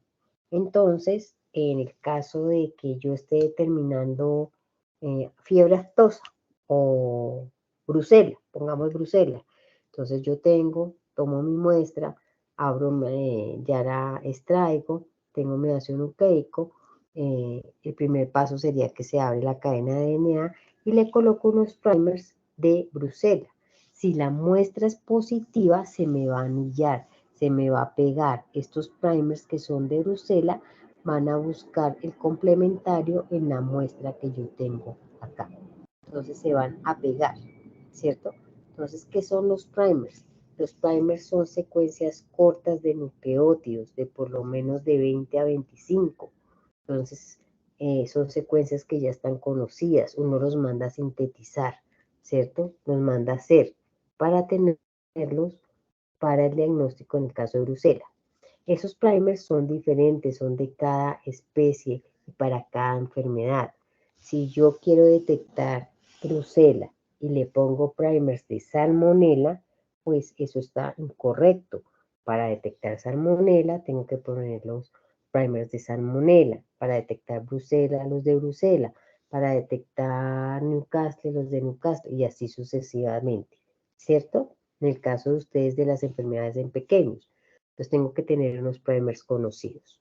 Entonces el segundo paso es el anillamiento. Eso quiere decir que como ya tengo mis cadenas abiertas, mi cadena de DNA abierta, que se abrió gracias a la temperatura entre 94 y 97 grados centígrados, yo coloco los primers, que ya les digo dónde van los primers, y si la muestra es positiva, se me va a pegar. Si esto es una adenina, pues va a encontrar su complementario, que es una timina. Si esto es una guanina, una citosina. Si esto es una guanina, una citosina, se va a pegar porque encuentra su complementariedad, ¿cierto? Se van a pegar. Si no es esa muestra positiva para Bruselas, entonces esto no se me va a pegar, jamás. Ni este y mucho menos este. ¿Listo? Entonces ya sabemos que viene un paso, el primer paso es abrir las cadenas, el segundo paso es anillamiento o annealing, pero ese annealing o ese apareamiento se tiene que hacer a cierta temperatura. Generalmente las temperaturas de anillamiento van de 45 grados centígrados a 65 grados centígrados. Y no es que yo le ponga la temperatura que yo quiera, no, para eso existe una fórmula en la cual uno mira a qué temperatura se le van a unir esos primers y eso es dado por la temperatura melting. ¿Y qué es la temperatura melting? Es la temperatura a la cual el 50% de mis primers se van a unir o van a dar complementariedad con la cadena en estudio, con la muestra en estudio. ¿Listo? O sea, con la cadena de ADN. ¿Listo? Y es ahí donde uno dice, por ejemplo, para fiebre aftosa son 55 grados centígrados, para Newcastle son 52, para influenza son 60 grados. Cada enfermedad y cada gen que uno quiera detectar tiene su temperatura de anillamiento. Entonces van dos temperaturas, ¿no? Una entre 94 y 97, otra, dependiendo del microorganismo, de 45 a 65 grados, y viene la tercera, que es el proceso de polimerización o extensión o amplificación. Una vez yo ya tengo que mi muestra es positiva, para que me entiendan, ya tengo unidos mis primers, ¿qué pasa? Viene una ' que es la DNA polimerasa, ¿cierto? Y es la que va a empezar a trabajar, acuérdese siempre, ella trabaja de 5' a 3', ¿cierto? Siempre. Entonces, ella lo que hace es empezar a coger del medio, a formar la cadena complementaria. Entonces acá se pegó el primer y acá si hay una adenina, ella coge el medio de una timina, la pega. Si acá hay una guanina, coge el medio de una citosina y la pega y va formando la cadena. Pero porque ya se me pegaron estos primers y porque ya la DNA polimerasa reconoció, ¿cierto? Y ella lo que va haciendo es de 5 a 3, pero lee de 3 a 5. Y se va formando pues la cadena complementaria. Lo que les acabo de decir de denaturación, anillamiento y extensión es un ciclo, ¿cierto? Es un ciclo. Las PCRs, hay PCRs que duran 25 a 35 ciclos hasta 40 ciclos. Entonces imagínense, por eso se dice que es exponencial, porque si solo en un ciclo se forman 4, imagínense en 35, en 40 ciclos, cuántos se forman un montón, es exponencial. ¿Entendido? ¿Qué es el PCR? Sí, Es señora. anillamiento, denatura, anilla y extiende. Y eso se hace varias veces. ¿Por qué ustedes dicen, o sea, por qué se dice que uno puede hacer PCR de virus si los virus son RNA? Y la PCR solamente se hace cuando ve DNA, o si no, no se abrirían las cadenas, ¿cierto? Ella reconoce solamente DNA, esto. Y los virus son solamente RNA. Entonces los investigadores, los científicos, dijeron que, o se imaginaron y lo hicieron, que existe una enzima que es la transcriptasa reversa, que lo que hace es, esa enzima lo que hace es convertir mi RNA en una copia de DNA o DNA complementario. Entonces, gracias a esta enzima, los virus pueden hacer una transcripción inversa, o sea, hacer una copia de DNA y así se puede hacer un PCR, ¿cierto? De virus, porque ya cuando ya lo convierto en un DNA complementario, pues esto es DNA. Entonces empieza el proceso de denaturar, anillar y amplificar. ¿Listo? Y eso se hace gracias a una enzima que se llama la transcriptasa reversa o inversa. Y es lo que ustedes a veces conocen como un RT-PCR. ¿Sí? ¿Quedó claro? Listo. Sí, señora. ¿Cuáles son los componentes para realizar una PCR? Ya sabemos cuál es el fundamento. Pero, ¿cómo hago yo posible una reacción en cadena de la polimerasa? Entonces, uno tiene que tener reactivos para poder hacer una PCR. Entonces, uno lo primero que hace es una mezcla maestra. Esa mezcla maestra está compuesta de unos reactivos. ¿Cuáles son los reactivos obligatorios que tiene que tener cualquier PCR? Tiene que haber una primers. Y acuérdese, no es un primers, tiene que haber una pareja de primers, porque como la cadena se abre, uno tiene que ir por un lado y el otro tiene que ir por el otro. Han escuchado ustedes que un primer es un forward y un reverse. ¿Listo? Siempre una PCR tiene que tener una pareja de primers y ya saben por qué. Tiene que tener una enzima, que esa fue la que el doctor Müller se descubrió en bacterias termofílicas, en una enzima, él encontró una enzima termoestable que a mí me faltó decirles en el tercer proceso de la amplificación que la polimerasa empieza a trabajar, ella lo hace a 72 grados centígrados, 72, 73, 74, dependiendo la enzima, pero no lo hace ni a más ni a menos, no la puede hacer a 60, en 60 no empieza a construir la cadena, solamente la empieza a construir entre 70 y 72, 73, perdón, entre 72, 73, 74, dependiendo la enzima. Entonces, esta enzima es termoestable, solamente trabaja a esa temperatura. Tiene que tener unos iones de magnesio, porque estos iones de magnesio son cofactores para que la enzima termoestable me trabaje. Tiene que tener las bases nitrogenadas. ¿Cuáles son las bases nitrogenadas? Adenina, guanina, timina y citosina, ¿cierto? Porque si no, ¿cómo construyó, cómo acaba de construir la cadena complementaria? Y lo más importante, pues tiene que haber una muestra, ¿no? De la que yo quiero saber hacer mi PCR. Agua, buffer también tienen que tener.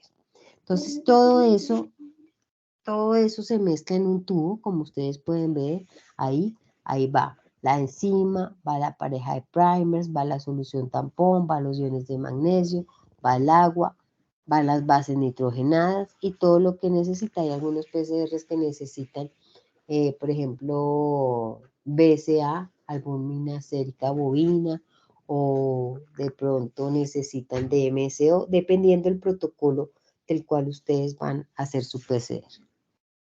Doctora, tengo una pregunta. Con mucho gusto.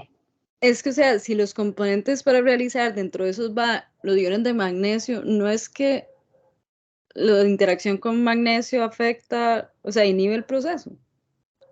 No, es que es diferente. La enzima que tenemos que tener nosotros, el magnesio es un cofactor de la enzima DNA polimerasa, ¿sí? Cuando tú viste en algunos inhibidores de las muestras que yo mostré, pero es cuando eso está en grandes cantidades, ¿sí? Entonces hay que tener cuidado con eso porque si tiene la muestra magnesio más este magnesio, pues va a inhibir toda la reacción, ¿sí? Cuando se trabaja con muestras con mucha cantidad de magnesio, que es muy poco probable, pero es por eso. Pero la reacción de PCR, si tú no tienes esos componentes básicos, no te va a trabajar. ¿Oíste? No te va a trabajar. De acuerdo, gracias. No, con mucho gusto. También existe, bueno, entonces ya sabemos cómo se hace un PCR y en qué maquinita se pone, que es en un termociclador. Pero ojo, vamos a ver el proceso de extracción de ácido nucleico. Entonces, ustedes ya vieron, toman su muestra, la maceran, la centrifugan, listo, la pasan en un buffer de lisis. ¿Qué pasa? Cuando la pasan en un buffer de lisis, ¿cierto? El ácido nucleico se encuentra dentro de las células, ¿cierto? Entonces, cuando la pasan a ustedes en el buffer de lisis, ese es el primer paso. Ahí ya el buffer va degradando, va rompiendo la célula para que quede desnudo el ácido nucleico, que nuestra materia prima en cualquier prueba de PCR, en cualquier prueba molecular es el ácido nucleico. Entonces, listo, no la pasan. Hoy en día existen kits de extracción, que son como los que ustedes ven ahí. Esos kits de extracción están formados por muchos buffers de lavado que contienen detergentes que me van a ayudar a romper la célula, ¿cierto? Y a través de esos lavados me va a ir dejando el ácido nucleico libre. ¿Listo? Lo tengo que sacar de esa célula de donde él está. Entonces, eso se hace con unos kits de extracción de ácido nucleico. Y era lo que yo les decía, vienen unos para materia fecal, otros para saliva, de pronto otros para tejidos, otros para sangre, dependiendo del tipo de muestra. Entonces, uno hace varios procesos de lavado de estas muestras y después uno al final obtiene su ácido nucleico, ya sea RNA o DNA. ¿Listo? Miren, esto es un termociclador. Acá uno lo programa a diferentes temperaturas. Acá también hay otro termociclador. Uno lo programa y una vez uno tiene la mezcla maestra con los primers, con su ácido nucleico extraído, lo coloca en un recipiente, en un tubito, que son tubitos libres de RNasas y DNasas, porque hay que tener en cuenta que esas son inhibidores de la PCR. ¿Listo? Entonces uno lo coloca en el termociclador, lo programa y empieza a darse en ese termociclador las etapas del PCR. Entonces uno lo programa y tiene su ácido nucleico DNA así. Uno le coloca 94 o 95 la temperatura que ustedes le programen, dependiendo del protocolo de la enfermedad, del gen que quieran detectar de la enfermedad de Newcastle, Gumboro, Moki, todo lo distemper, lo que ustedes quieran, lo programa y entonces empieza el primer paso que es 94, 95, 96 grados centígrados, la cadena se abre, ¿cierto? Después, como ya los primers están dentro del tubito, lo que pasa es que ellos van a reconocer su complementariedad si la muestra es positiva, si no, no. Si es positiva, se va a unir, ¿cierto? Se unen por este lado, después se unen por este lado, en los extremos. ¿Y qué es lo que pasa? Viene la DNA polimerasa, encuentra que hubo una unión y lo que hace es empezar a poner ladrillitos para ir completando la cadena de 3 a 5 y la cadena de 5 a 3. ¿Listo? Y ya ese es un ciclo y ustedes lo ponen 35, 40 ciclos. Generalmente existen PCRs que se demoran 2 horas, hora y media, 2 horas y media, dependiendo del protocolo. Ustedes dirán, bueno, entonces yo saco ese tubito de este termociclador y cómo sé si la muestra es positiva o negativa. Entonces es ahí cuando uno tiene que visualizar su muestra, que ya una vez sale del termociclador, se llama un producto de PCR. Entonces, uno cómo lo visualiza. Uno hace un gel de agarosa, ¿cierto? A ese gel de agarosa le coloca un intercalante de ácido nucleico para que, cuando yo corra mi PCR, cuando yo corra mi producto en un proceso que se llama electroforesis, que significa que por medio de un voltaje de electricidad, mi ácido nucleico que tiene carga negativa va a migrar hacia mi carga positiva, y si la muestra es positiva, ¿qué es lo que va a pasar? Pues se va a visualizar, miren, como acá lo ven en este ejemplo. Entonces uno tiene que esta muestra es positiva, esta muestra segunda es negativa, no hay nada, esta muestra tercera es positiva porque hay una banda y el resto son completamente negativos. Hay que siempre tener en cuenta que uno tiene que colocar controles. Si uno no tiene controles porque algo le pasó, la prueba no es válida. Uno siempre tiene que tener controles. ¿Listo? Entonces, ¿cómo uno evidencia que la muestra es positiva o negativa? Es por las bandas que se presentan después de haber corrido la electroforesis. ¿Listo? ¿Y cómo iluminan esas banditas? Ustedes ven ahí, porque yo le puse un intercalante fluorescente a cada una de mis muestras. Entonces, dependiendo del tamaño de mi producto de PCR, pues si la muestra es positiva, va a quedarse quietica, o si la muestra es negativa, va a seguir derecho y no va a haber ninguna banda. ¿Preguntas que tengan? Doctor, ¿en qué momento se coloca el fluorescente? Antes de hacer electroforesis. Sí, claro, cuando tú estás haciendo cuando tú haces la garosa, que Ajá. la garosa, hagan de cuenta, es una gelatina, como cuando ustedes hacen gelatina. Entonces uno lo que hace es medir la garosa, disolverla en un medio, ya sea TBE o TAE, puede ser cualquiera de los dos, y la llevas al microondas para que se disuelva, y una vez lo sacas del microondas, dejas enfriar una gotica y le colocas el intercalante. Mezclas y sirves en estas plantillas que ves acá, en una cámara de electroforesis. La dejas gelificar, o sea que se forme, se compacte el gel, se forme un gel, y ahí sí, después de 20 minutos, le quitas una peinillita y le vas a servir cada uno de las muestras y del marcador de peso molecular, que es esta es la reglita, que siempre tiene que ir en cualquier gel, con sus controles dependiendo de lo que ustedes estén determinando.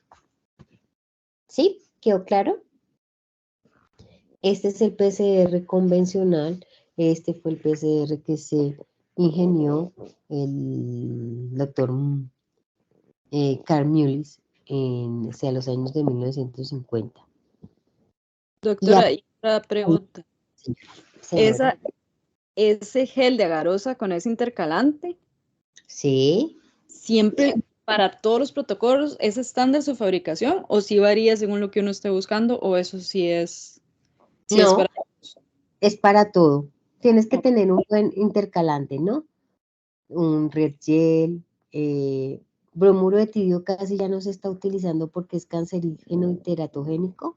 Entonces, prácticamente la gente ya no usa ese reactivo, por lo que te dije, utilizan es el red gel, el Cybergreen, el Z Vision. Entonces, hay unos mejores que otros, ¿no? Pero todos son intercalantes. Intercalantes, ¿qué significa? Que cuando este colorante ve el DNA, se pega, se intercala. Por eso se dice intercalante, porque se pega al DNA. Cuando ve DNA, él se intercala. Entonces, cuando uno los pone a la luz ultravioleta, pues uno puede ver fluorescencia y lo ve así. como ustedes lo ven, las banditas. Gracias, doctor. Con mucho gusto. ¿Preguntas que tengan? ¿Todo claro? Sí, señora. Bueno, Una pregunta, ¿esas dos filas o sea, una es el control? ¿O cómo funciona el Vale. control ahí? aquí te voy a explicar. Este es un caso de Newcastle. Entonces, estos son los controles. Esta es una muestra. Esta es una PCR semianidada que la otra semana, la otra clase vamos a hablar de técnicas moleculares.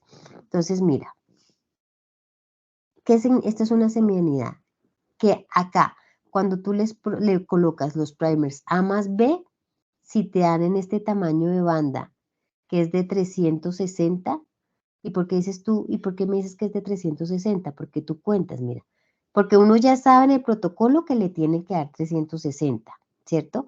Pero tú, ¿cómo te aseguras que te dé 360? Mira, 100, 200, 300, y entre 300 y 400 es la mitad, sería 350 acá, y un poquito más arriba. Entonces uno lleva esta reglita con una regla o con el dice, ah, sí, mi control es de 360.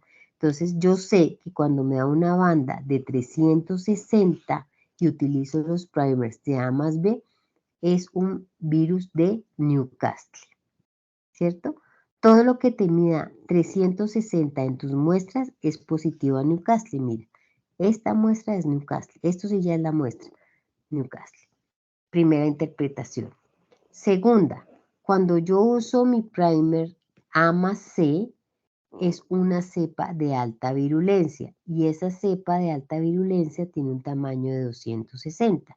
Entonces tú cuentas, 100, 200, la mitad es como por acá, lo llevas y esto es 260 y más que es el control positivo. Entonces cuando yo veo una banda de 260 en la muestra que tiene A más C, entonces yo digo es un virus de Newcastle, que es este, pero es un virus de alta virulencia. ¿Este es un virus de alta virulencia? Te pregunto. ¿Hay algo acá? No, señora. Entonces no es de alta virulencia, ¿cierto? Sí es Newcastle, pero no es de alta virulencia. Listo, segunda interpretación. Tercera interpretación, cuando yo tengo un primer de A, o sea, que es Newcastle, pero con un primer D que me dice que es de baja virulencia, también me tiene que dar, en este protocolo me tiene que dar 260. Entonces, mírenlo acá. Primero tengo que ver que mis controles funcionen. Si mis controles no funcionan, yo perdí el tiempo y no puedo interpretar el resto de las muestras, como en cualquier técnica, no solamente para PCR, sino para serología, para cualquier tipo de muestras. Uno siempre tiene, para una ELISA, para una rosa bengala, para todo, uno tiene que montar controles. Entonces, listo. La tercera me dice que también es una banda de 260, 70 aproximadamente. Entonces, miren mi muestra. Es Newcastle, no es de alta, pero es de baja virulencia. Entonces, esa muestra es Newcastle de baja virulencia. ¿Esta muestra qué es? ¿Me dio Newcastle? Pregunto. La segunda, ¿me dio Newcastle? ¿Sí o no? No. No. No. Entonces, si no hay Newcastle, pues mucho menos va a haber una banda de alta o de baja virulencia. ¿Se dan cuenta? Entonces, acá hay una muestra positiva y acá hay una muestra completamente negativa. Estos son controles negativos. Y acá están mis controles positivos. ¿Entendieron? Sí, señora. Listo. La otra clase miramos más técnicas de PCR. A ver, y de pronto les traigo otros geles. Este preciso es un semianidado. Va a conseguirme una foto de unos geles de otras enfermedades para que miremos a interpretar. Yo les pregunto, ¿les parece? Con base en un gel. ¿Listo? Sí, Sí, señora. señora. Bueno, eso era todo lo que les quería dar el día de hoy. Espero hayan entendido. La otra semana empezamos otra vez, hacemos un repaso de PCR convencional, miramos cuál es la diferencia con un tiempo real, con un anidado, con un múltiple, con un PCR digital. Hablamos un poquito de secuenciación tipo Sanger y secuenciación de nueva generación. ¿Listo? No se les Listo, olvide doctora. las tareas, Gracias. ¿no? Primero y segundo Sí, señora.